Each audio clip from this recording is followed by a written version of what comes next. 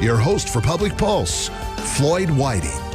Good morning and welcome to Public Pulse. Now, this morning I am joined by the Sheridan Dog and Cat Shelter Executive Director, AJ Evans, and the shelter's dog lead, Emmy Whiting. And we've also got a little guest here with us today who's he's wanting your attention, isn't he, Emmy? Well, he wants the treats in my pocket. Oh, yes, absolutely.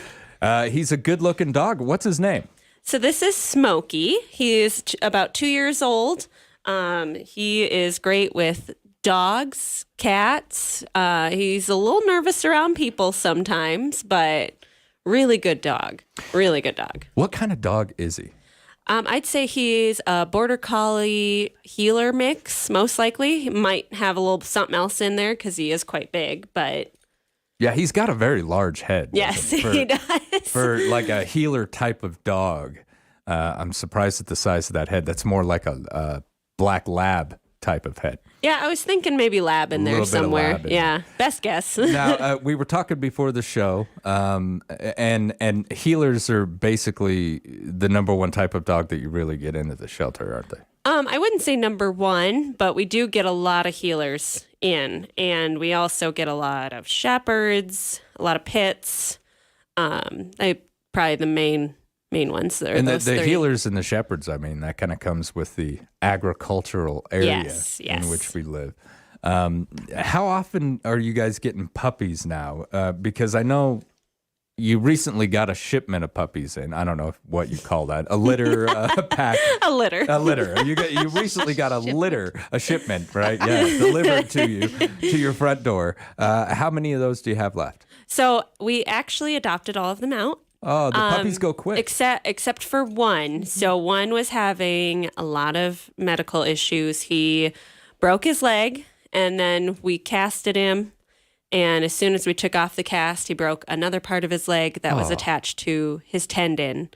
And, the recovery for that, even being cast and going through surgery, was kind of 50-50. So we did end up having to take the leg.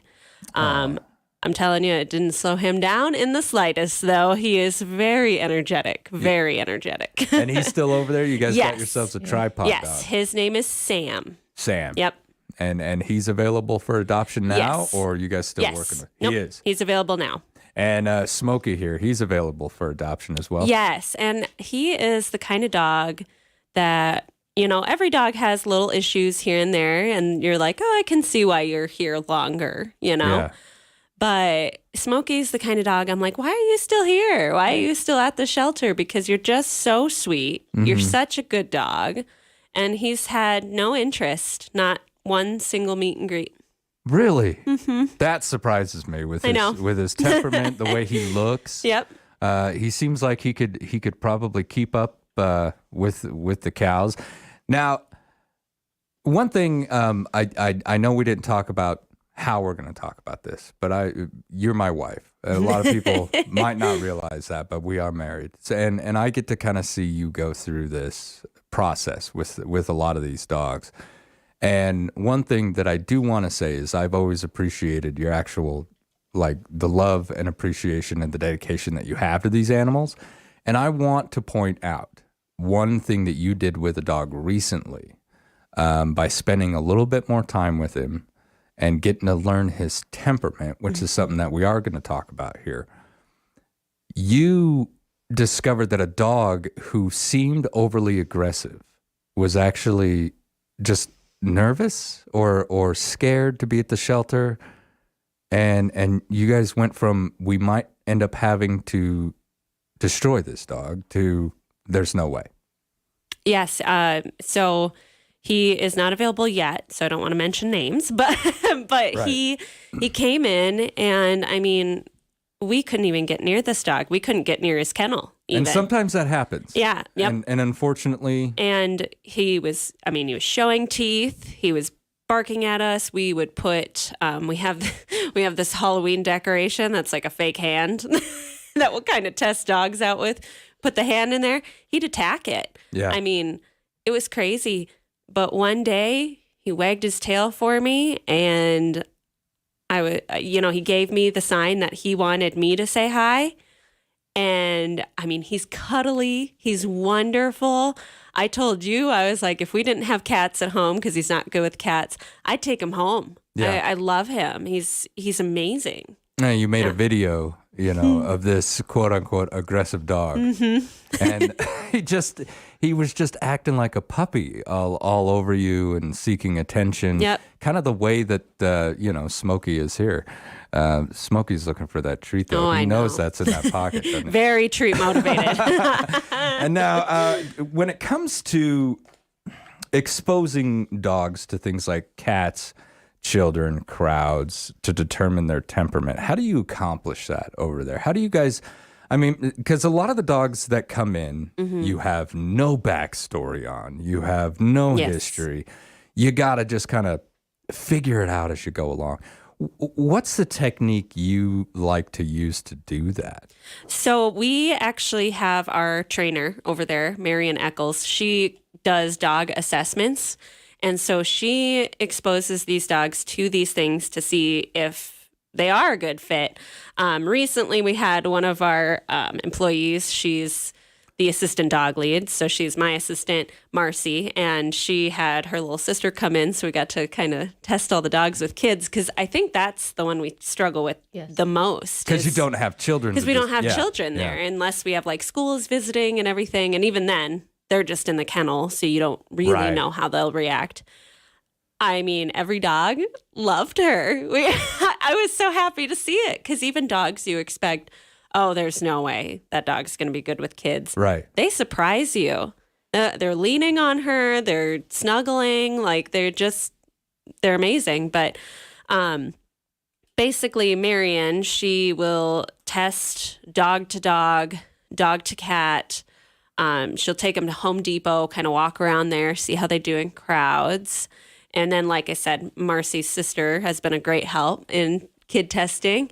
And we also have, if they're food aggressive, we test for that. If they're possessive of toys, we test for that. So we do a whole behavioral assessment on them. And like aggression with toys, aggression with food, which is, I think aggression with food is one that I've probably seen the most when it comes to a dog being aggressive. Even our dog Gertie, when it comes to her food, she's a little bit possessive, so she gets fed in her kennel. But there's ways around that, isn't there? Oh, Kinda like what we were 100%. talking about. Yeah, 100%. I mean, if you know they're aggressive with their food, like we do with Gertie, I mean, she's never been aggressive with us, just other dogs, other animals she doesn't like in her food. I could probably reach down and take a handful of her yeah. food and she'd never care. Yeah. But yeah. I mean, a great solution for that is kenneling. Yeah. And as for the possession with toys, I'd make sure they're alone with their toys.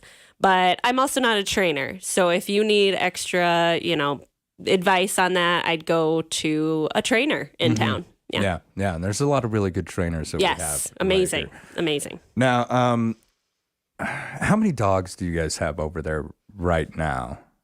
So our total dogs is about 34. We just got a couple in last night, so it might be closer to 36. Yeah, we're full 'cause again. We Full. are at capacity right now. I have kennels set up in the garage, but I'm hoping I don't need to use those, because they're a lot smaller than our actual kennel space. But we're gonna figure it out. Yeah. But yeah, about 34 to 36 dogs. For cats, we have about 117. Oh my goodness. I know, over 100 cats. And then for other smaller animals like the guinea pigs, rabbits, we do have mice right now. We have about 28. 28 of the Smaller critters animals. Yep. type pets. Now, that kind of surprises me that you guys get those critter pets in. I guess I just never kind of figured that people would have to turn something like that in to the shelter, but let alone, it happens. And it happens a lot more often than what I thought it would. You guys usually have an odd critter over there of some sort. What even surprised me even more was the day the former executive director came in here and talked about the chickens that you guys end up getting over there. Do you have any chickens currently? Thank The one we goodness, had, no. I took. I adopted her. AJ took the last one we had. AJ, you adopted a chicken. That's did. funny. Is she giving eggs or just having her around? Well, Chap was at the shelter for like 2 weeks. And while she was out there, I said, you lay an egg, you're going to come home with me. And I didn't have any chickens at the time. I've always wanted them. Yeah. So anyways, and sure enough, she laid an egg. And she went through our medical check with the vet, and I made an area available at home, subterranean chicken coop. And I took her home, and I think she laid an egg every other day for a while. You know what I mean? And then it was getting colder, and I was giving her company. She had 2 younger chicks with her. Anyways, I guess everything just stressed her out. And I'm really learning about chickens because, like I said, I've never had them. And but I love that chicken. I can hold her, I can pet her, and she's very sweet. So cool Chap's my favorite. So now I have 3 chickens, and it's just been so cold. And of course, none of them are laying. You know, Right. the others are at the age where they can start. So, but I really don't expect anything till spring. Well, I think that's adorable. You got a chicken that you I can got a pack chicken. around like a Fred. A fun Yep. fact about the eggs when we get them at the shelter is we'll feed them to the skinny dogs to try to put some weight on them. Oh, really? So that's what you do with Yep, the we use the eggs. use the eggs that actually produced there at the shelter. Now, so many dogs. What percentage of these dogs are strays that are waiting on their owners to show back up to pick them up, would you say? And I know I'm asking you to kind of, either make a guess but if you were to say this is obviously a stray, this is not just some animal that was abandoned. Yeah. So if we get a dog that's a stray, they have 5 business days. So that doesn't typically include our Sundays and Mondays when we're closed. So 5 business days. Yep, you'd 5 say, business days to claim their animal. If no one comes to claim the animal, they go through our systems and become available for adoption.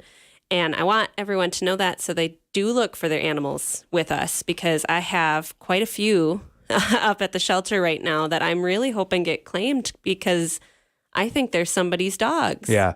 I don't have a certain percentage. It really kind of is day to day. Yeah. Some days you'll get no strays. The next morning I'll come in and there's 4. Yep. So it's hard to say, but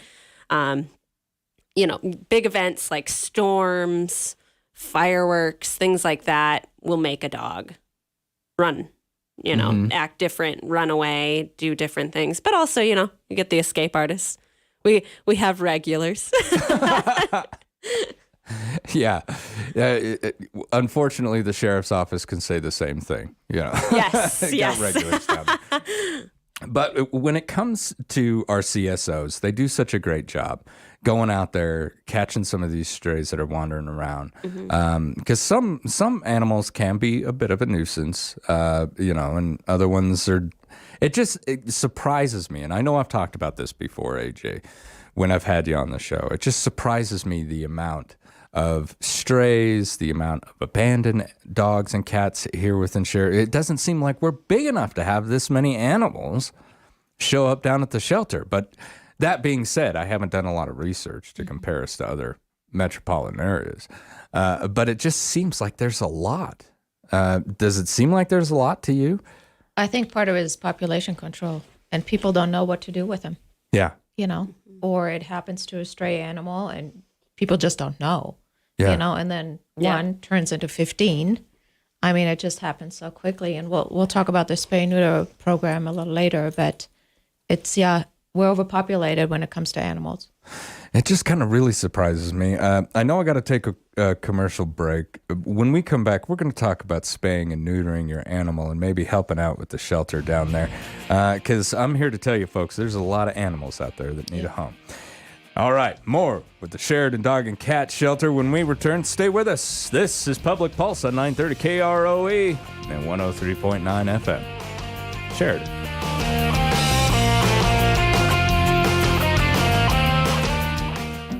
The wish you could smell this ad deal.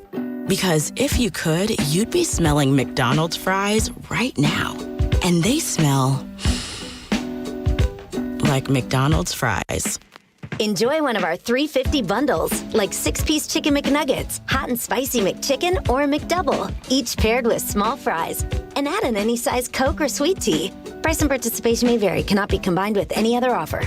Ba-da-ba-ba-ba. Back in the year 1621, Squanto was invited to dinner, and everyone there decided to call it Thanksgiving. And pow, just like that, it went viral. Well, if Squanto was around today, he'd get his thankful self to the Health Nut for Beeler hams, organic natural turkeys, and organic sweet potatoes. And while there, he'd remember not to forget to reserve his Health Nut Thankful homemade pies and a gluten-free one for Miles Standish. The Health Nut in Sheridan's 5th Street Mall. Happy Thanksgiving. Look in this week's Country Bounty for a special Black Friday and countdown to Christmas flyer from Cottonwood Kitchen and Home. Cottonwood opens at 8 a.m. for Black Friday sales. You'll find savings on holiday centerpieces, grab-and-go floral, fiesta ware, small appliances, coffee, fine teas, and more. Also, check out the Countdown to Christmas flyer, featuring a new sale every day from December 1st to the 24th. Look for the Black Friday and Countdown to Christmas flyer from Cottonwood Kitchen and Home in this week's Country Bounty. You know, the pioneers crossed the vast wilderness in covered wagons, yet today a lot of their offspring actually have to set alarms to remind them when to drink water. If you're needing water, all you have to do is call 307 Wildcat Well Service, a local company that specializes in locating water, drilling and pumps, even solar-powered water wells. So for water wells and all that goes with them, look for 307 Wildcat Well Service in the Country Bounty, and you too will have cool, clean water. Water. The holidays are here, and the Cozy Corner gift shop, just inside Sheridan Memorial Hospital, has something for everyone on your nice list. When you shop at the Cozy Corner, you're not only buying a gift, you're also giving back. We donate all of the proceeds to the Sheridan Memorial Hospital Foundation to support hospital projects. From decorations to clothing, we have all of your holiday essentials. Stop by and find the perfect gift today, and Merry Christmas from all of your Cozy Corner volunteers. Good morning and welcome back to Public Pulse. I'm Floyd Whiting, and this morning I am with the Sheridan Dog and Cat Shelter Executive Director, A.J. Evans, and the shelter's dog lead, Emmy Whiting. And they have brought, along with them, Smokey, who is available for adoption. And I don't understand why somebody hasn't snatched him up yet. He looks like a great dog. His behavior here in the studio has been absolutely adorable. All he's done is just looked cute and asked for treats. He seems very lovable. One of those dogs that really wants to cuddle. And, it's winter. Everyone needs someone to cuddle. Oh, yes. And so Smokey is available for adoption now. Some other information regarding the shelter: 117 cats, about 90 available for adoption now. Plenty of cats over there. About 20 mice that are available, because when you cage mice together, nature finds a way. Yes, it's hard to tell sometimes which ones are the females and which ones are the males. And we try to separate them, but things tend to happen. Things happen. And 34 dogs in total. About how many of those are up for adoption, would you guess? About 22. 22? Yeah, and I mean, even after this week, it'll be more. Yeah. Yep. Yeah, because you get them in, you do the assessment, you work with them a little bit. Yep, and then their health check as well from the vet. And a health check. And if they need to go through Bite Club, that's a really successful program that's going on over there. It kind of teaches dogs how to behave a little bit better before we send them out into public. But one thing that I wanted to talk about, AJ, much of this problem would be curbed, in my opinion, if folks would spay and neuter their animals a little bit more often than what they do. So we talked about the spay and neuter certificates last month, but that program, unfortunately, has had to be put on hold, correct? That's correct, because it's donor funded. So when a low-income household individual comes in to purchase a spay neuter certificate, depending whether it's a cat or a dog, they're anywhere from $30 to $60. Then that individual takes their animal to the vet, and then we get billed, and the bill to us is anywhere from $40 to $200. So the difference is being picked up by the shelter, but it is paid for or funded by a donor. So year to date, we have sold 215 low-income certificates for spay and neuters, and the funds have run out. So we had to place the spay and neuter certificates on hold until we receive further funding.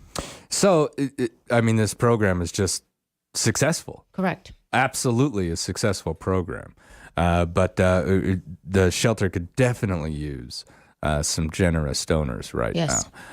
And let's talk about that because you've got Giving Tuesday. Tell me what Giving Tuesday is. Yes, it's an online platform. It's next Tuesday, and you will see emails coming in. We're going to blast it on Facebook. It's a nationwide day. So it's not just the shelter. But of course, we want to put it on. Hopefully a bunch of generous donors are out there wanting to give before year end. So this is your opportunity to give. And, we're 501(c), so it's tax deductible. You'll receive a letter or statement, to give to your accountant. So generous people, please give. You will have ample opportunities to give in other ways, too. We have a bunch of stuff coming up, where you can give. So it's not just a check in the mail. We'll be down at Muddy Paw Prints on December 3rd for Pets with Santa. I had it backwards earlier. Santa with pets, right? Yes. So photography sessions from 11 to 3, $15 for the sitting.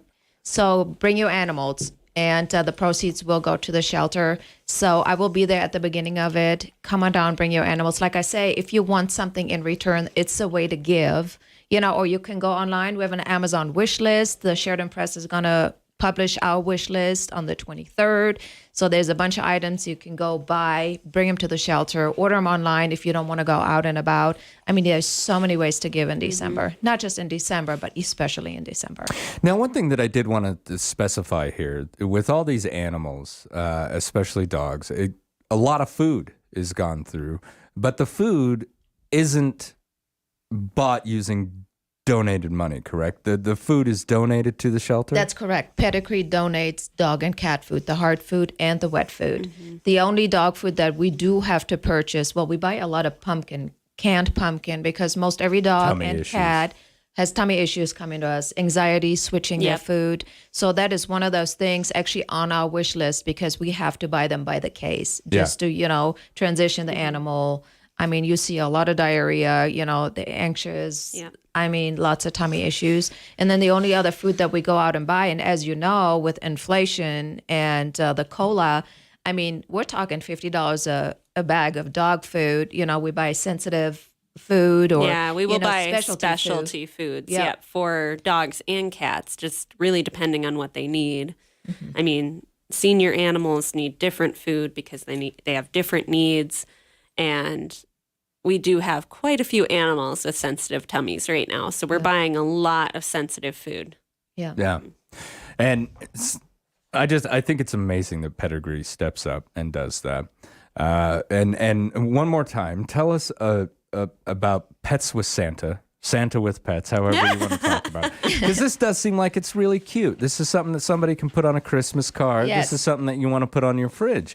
And you'll also be helping a fantastic cause. You'll be helping animals by going down and doing this. So give me those times in that location. December 3rd at Muddy Paw Prints on Main, and it's from 11 to 3. So FFF Photography, who is Shirley McFeeders, she'll be down there taking the pictures, and then about a week later, you'll actually get a 4x6 Christmas card picture that you can then pick up down there. But all those dates, times, I'll be picking up the flyers for her this afternoon. We'll be distributing. We'll be down at the stroll. We'll be handing those out. We'll leave them down at Muddy Paw Prints. So everything is in the works. But it's a great way to give, and you have a professional picture, you and the animals, or just you. I mean, if you don't have animals, you want to support the shelter. And you come want to on get a down, photo with Santa, yeah. Get your picture taken. Or just your animal. Just there your you go, animal. yeah. Yes. Now, you guys will be down at the Christmas stroll. Yes. Are you guys going to take an animal down there, a Yes. dog or a cat? We're going to take a few dogs, just depending on how many people we have volunteer to handle dogs. Yes. Yeah. But yes, few dogs. Yep.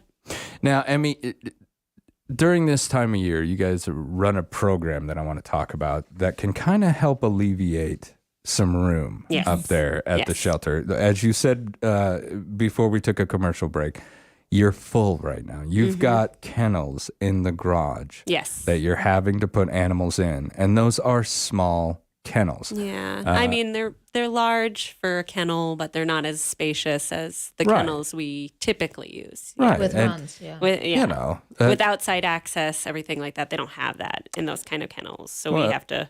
I can take tell them you out. that nobody listening out there right now would enjoy being locked in a walk-in closet all day. No. Oh, come on. So tell me about Home for the Holidays. What is this program? So, Home for the Holidays is a foster program, and it's when you foster an animal from the shelter over the holiday season and then bring the dog or cat or, rabbit or anything back afterwards. But the goal is to get some foster fails so we can, get these animals adopted. So if, you're fostering this animal, they're a perfect fit in your home, fill out an adoption application, keep the animal. But for Home for the Holidays, you will need to fill out a foster application just to make sure everything's approved and everything. We typically do not foster out puppies. And the only reason for that is, and it's case by case, Right. But the only reason we typically don't foster out a lot of puppies is because a lot of people want to see the puppies, and if they're not there, Right. They It's- can't actually get adopted. Yes, yeah, it's they very tend to go difficult. pretty quick, Yes. don't they? Right. Yeah, and I know a lot of people would love to foster puppies, but it's hard for the puppy, first off, to come back to the shelter afterwards. It's hard for puppies to adjust to that after they're used to being in a household, but also difficult for us adopting them. To get them out the Yep. door to a permanent home. Yes. Now, someone out there listening right now, I know, is thinking, you know what? I should pull the trigger. Mm-hmm. I've been thinking about getting a dog or a cat. What are some things I need to consider before I head down to the shelter and pick up a new family member? So I would say first off, kind of confirm with wherever you're living, if you are renting, that you can have an animal. Make sure you can, because otherwise you'll come up to the shelter, fall in love, and then you'll be sad. And then you'll be sad when you can't get it. Yeah. Another thing I would say is, look at the type of animal that you're looking to get. If you're gone for, 10 hours a day, Right. a dog's probably not going to be who you're going to go for. Yeah. You'll want a cat. They're a lot more independent. You don't have to take them out potty. They know what they're doing, but they can provide so much love and affection when you are home. Even if you don't want it, right? Like, last Yes. night we were just covered in animals on the couch. It was. You ridiculous. must have needed it. We had the They whole know. family. Yes, we had the whole we had all family of up them. there. Our cats, they see me as a bridge to get to mom. That's really all. So, what are some other things I need to think about? I would say, your activity level with specifically dogs, but, also cats, because cats do need energy, like, energy outlets and everything, like playing, stuff like that. But mainly with dogs, you have to think about, am I going to be able to take this dog on a walk every day? Am I going to be able to take them and exercise them a lot? Because if you can't, then you just need a lazier dog. And they are out there. Yeah. Oh, yes. They Yes. are out there. I mean, Smokey loves his naps. But if you can't provide, an outlet for their energy, a hyper dog is going to be hyper in your house. Yeah. And that's tough. There's a lot of anxiety that comes from that. There is. There was a show on television a number of years ago where an individual would go and whisper to these dogs. Mm-hmm. And the majority of the problems that I can remember from watching this program was I live in an apartment with this animal who, in the wild would run, walk, and hunt for 8 miles a day. Right. And now they've got nothing but this small apartment all day long to just run around in. That, of course, that's going to come with some anxiety and some acting out. The animal doesn't understand what the heck's going on. They just know that I don't have the room. Yeah. And that's another thing to consider is the space. If you're living in a smaller apartment, there's plenty of dogs great for apartment living, but you probably don't want a 90-pound shepherd in there because they don't have the space. Yeah. So, And I mean, just like fish in a tank. Mm-hmm. You need the right size of the tank for Yes. the right size of fish. So now we've been talking about Santa photos and Giving Tuesday. Tell me one more time how I can help out on Tuesday.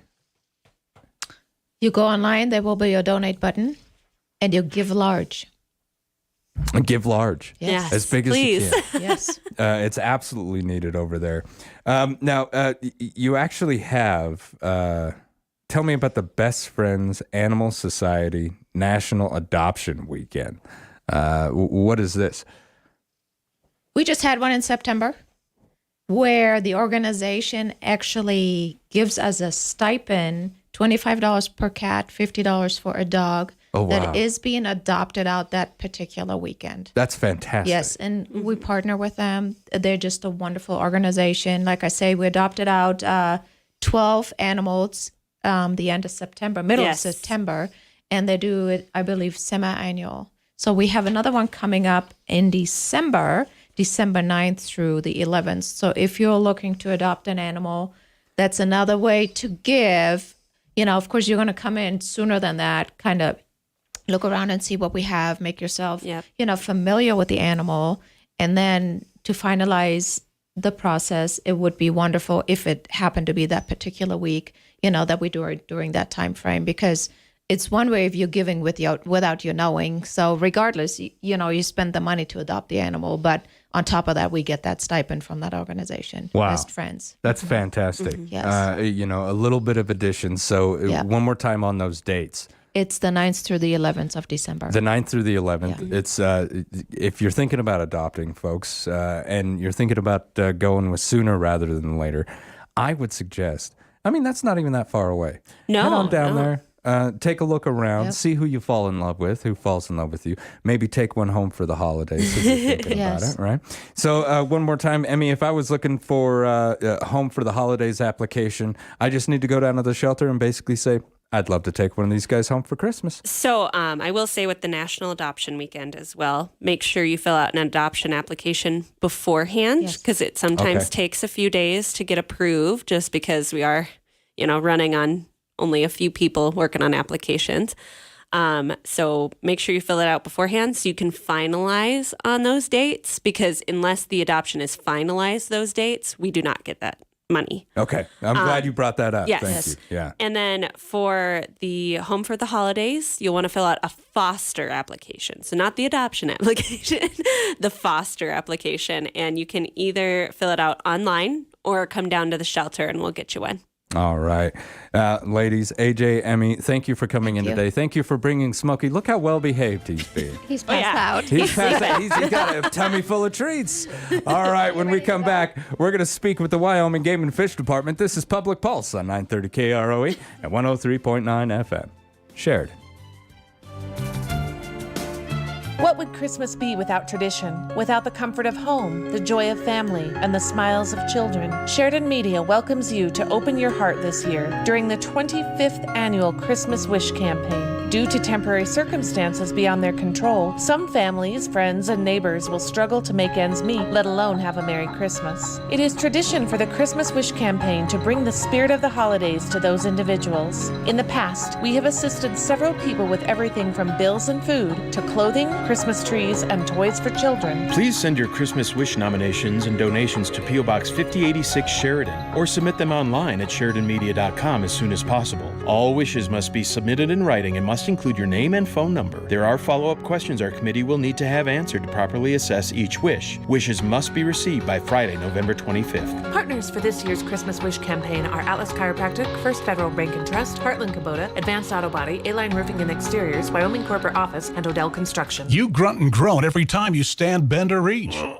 Aching bones and aching joints, they're not just painful, they're noisy. But seriously, for some, aching joints are debilitating. The specialists at Sheridan Ortho work tirelessly to end your aches and pains. From advanced hand and upper extremity surgery to computer-navigated spine surgery to complex sports medicine like hip arthroscopy, you're in good hands. Sheridan Orthopedics, serving Sheridan and the surrounding areas for over 50 years. Visit SheridanOrtho.com. Same-day appointments may be available. The owners and staff at Kane's Funeral Home would like to thank the families of Sheridan and Johnson counties for choosing Kane's and allowing them to serve you during these hard times. Kane Funeral Home makes it their mission to take the stress and uncertainty out of ceremonial services. They own and operate the only crematory in Sheridan County, so your loved one is always in their care. Kane's Funeral Home. Call 673-5837 or visit them online at kanefuneral.com. With everyone's busy lives, Thanksgiving is a time to slow down and reflect on how truly thankful we are and show gratitude towards others. Hi, this is Jill Bates with the Best Team, here with Colton Bates and Logan Bishop. What's your favorite part of the Thanksgiving holiday? Definitely all the eating. Agreed. Stuffing, yum, but football games, Christmas stroll, turkey trot. Cutting down and decorating the Christmas tree. Absolutely. Of course, all the special time with family and friends. On behalf of the entire Best Real Estate team, we are thankful for all of you, our amazing clients, and the great community. We are truly blessed. Wishing you all a safe, happy, and fun-filled holiday week. Wrap Plumbing and Heating has been serving Sheridan since 2010. With all these years of experience, you can rely on them to handle all of your plumbing and heating needs. From new construction to remodels, repairs of existing systems to retrofitting, Wrap Plumbing and Heating can do it all. They are professional, clean, and courteous. Call 429-1196 for all your plumbing or heating needs. As we like to say, if you find a leak, let Dan take a peek.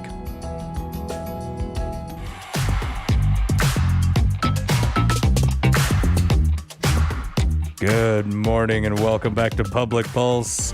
I'm Floyd Whiting. Joining me over the phone for the second part of our show this morning is Wyoming Game and Fish Public Information Specialist Christina Schmidt. Christina, I want to say thank you so much. You're joining us by phone today because you're feeling a little under the weather. And I want to say that I truly appreciate you jumping in here and continuing to keep us up to date on what's going on. How are you feeling? I'm feeling a little better today. Thank you. Oh, that's good to hear. Now, we've got we only got about 10 minutes. Let's go ahead and start with pheasant season. A lot of events around this season in our area, isn't there? Yeah, so this past weekend was the Bud Love Youth Only Pheasant Hunt, and that was the 7th year for that. Certainly always successful. I wasn't able to make it this year, but heard there were quite a few kids out hunting pheasants, so that was really great to hear. And then we have the annual Fort Phil Kearny Historic Site Family Pheasant Hunt coming up this weekend on Saturday and Sunday. And the difference between those events, like I said, the Bud Love was youth only, whereas the Fort Phil Kearny Hunt is very family focused. So welcome kids and adults to come out and hunt and harvest pheasants together. Now, who kind of comes up with these programs? Is this a collaborative effort, or does the Wyoming Game and Fish basically just sit back and say, you know what, I'd love to hear some ideas surrounding pheasant season? How do we come up with these great events? Well, so the youth-only hunt at Bud Love, so of course Bud Love is one of our wildlife habitat management areas, so it is owned by the Game and Fish Commission, along with, several others around the state. And so it's actually the Game and Fish Commission that set aside that day specifically in regulation for youth only. There's also a youth only pheasant hunt over at Yellowtail, another wildlife habitat management area. So some of those, depending on the area, are set by the Game and Fish Commission in regulation. But the Fort Phil Kearny, that is actually a hunter management area that is part of our Access Yes program. So it is open not just this weekend, but if you go to our website, click on public access, you can go and learn all about, either walk-in areas or hunter management areas. This is a hunter management area. The fort decides, the dates and the species that they will be open for. You can go there. Usually, you will need a permission slip. It's free, but you do need to go and sign up for the date and time that you want to go hunt out there. The exception is this coming weekend. So for the family pheasant hunt, they do not require, one of those free permission slips. It's just a come-and-go event through the day. Adults must pay the fort entrance fee of $4 for residents or $8 for non-residents. Youth are free. And that fee can be paid cash or credit card. There's a self-help kiosk near the front entrance. And folks who have an annual state parks pass do not have to pay this extra daily use fee. They can just display their pass in the windshield. So Great opportunity. That'll be the 26th and 27th, Saturday and Sunday. Again, just a come and go event. And a great family event. I know, in other parts of the world, they probably wouldn't see hunting as something, family oriented. But around here in Wyoming, some of my fondest memories with my family was going out with my mom and dad, taking, a couple days in the winter and going elk hunting up in the Rockies where I come from over there in Star Valley. It was wet. It was cold, it was early, and I look back on that time of my life, and I don't remember the misery. I remember the laughs. My mom was a big laugher, and we'd get out there, tell jokes, and have a great time. So I would suggest to anybody, if you really want to have a good, fun family event, this can actually be it. There's also a upcoming trapping workshop. Can you explain what a trapping workshop is, Christina? So this is really trap awareness and safety for pet owners. So we've not hosted one of these before. It will be Saturday, December 3rd at 9:30 at the Sheridan Library. And basically it's for pet owners and people who recreate, on public lands. So this workshop is going to give a brief overview of, trapping regulations. So just, giving folks an idea of when the trapping season runs, where they might expect traps or snares on the landscape, potentially what tools you should carry with you in the field. But really the focus of this is going to be plenty of time for questions and hands-on practice.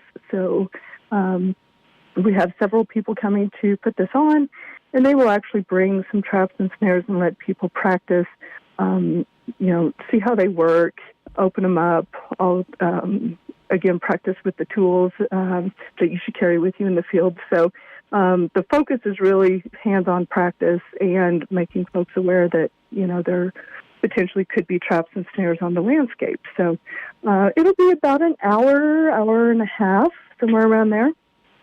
Because I do have people traveling in to present it. If we have really bad weather and they can't get here, we're going to reschedule. So just giving folks that heads up. But other than that, hoping for good weather.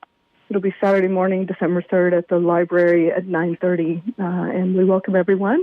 Certainly give a call to the Game and Fish Regional Office if you have questions. Now, trapping licenses are extremely rare, aren't they? Well, I don't know that they're rare. Looking at last year's annual report, looks like about 2,300 were sold statewide. Oh, wow. Okay, So, not as rare as I thought. Yeah, no. Trapping is a legal and regulated activity in Wyoming.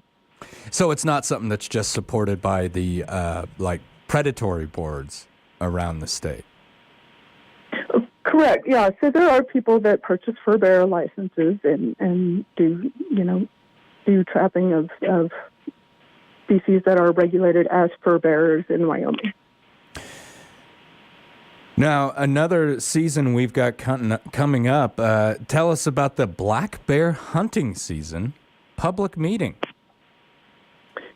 Yeah, this is coming up pretty quick on December 1st at 6 p.m., and this meeting will be at the Game and Fish Regional Office. And this is to discuss proposed seasons and harvest quotas for the next 3-year cycle. So we will have wildlife managers there to give folks a short presentation on what the recommendations are for the next 3 years. You can go and look at some of the proposed changes on our website ahead of time if you want. You click on the Get Involved link at the top of our homepage, and then there's a big block that says Public Comment and Meetings. And if you click on that, there's a statement of reasons. You can see the proposed changes. You can read through all of that. So keep in mind there might be some changes to those proposals prior to the meeting. So you can read those, but definitely if you're interested in black bear seasons, please plan to attend the meeting if possible, or give a call to the local office with questions if you're not able to make the meeting. And we do accept comments online as well, or by mail. So you're certainly welcome to do that if you can't make the meeting. All comments are going to be accepted until 5 p.m. on December 14th. Now, there's a lot of participation in the bear hunting around here, isn't there? Oh, certainly, yes. Now, coming up, driving to work, seeing a lot of carcasses on the roadways. Have there been a high number of wildlife vehicle collisions this year that you guys can tell? Unfortunately, this time of year, we always see an uptick, actually. So that's due to the shorter daylight hours, the time change. People are, that 5 o'clock time, visibility is getting really bad right as people are getting off work, but that's also when animals are moving around. So unfortunately, this is a seasonal thing that we do see every year. So certainly want to caution folks just to be aware that, we're going to be traveling more at the same time the animals are active, and certainly want to avoid accidents if we can. Early morning, early evening, really common times to encounter animals on the roadway. I always tell folks to consider the +1 theory. I always figure if one crosses ahead of me, I'm going to slow down, but there's probably one behind it. In fact, here just a couple weeks ago on my commute, there was a fawn that got hit, and a mule deer doe who stayed in the area for a day. Her fawn was there dead, and she stayed there for a day before she left. And my assumption is Mom crossed successfully, and the fawn waited a few seconds, went to follow her, and did not make it. So unfortunately, that's something that we do see. There might be 1, 2, 3 more animals coming behind one. So certainly if you see one on the road, even if the first one gets across safely, slow down, take a look. There's more than likely there's going to be more in the area coming across. So definitely slow down. WYDOT has put a lot of signs in place in the past couple of years, deer crossing signs, and they actually do flash at certain times of the day. And, of course, these signs were not randomly placed. They were placed in areas where they see particularly high numbers of collisions. So definitely pay attention to those. If you see those, see them flashing, there's a reason they're there. Go ahead, reduce your speed, keep an eye out for them. Absolutely, and we greatly appreciate that advice, because those road signs, as you said, they are there for a reason. And they're turned on for a reason, because they're moving right now. Christina, I want to thank you so much. Seriously, you've been great, and I greatly appreciate it. Now, head back to bed and get some rest, my friend. Thank you. All right, thanks for having me. You've been listening to Public Pulse on 930 KROE and 103.9 FM, Sheridan.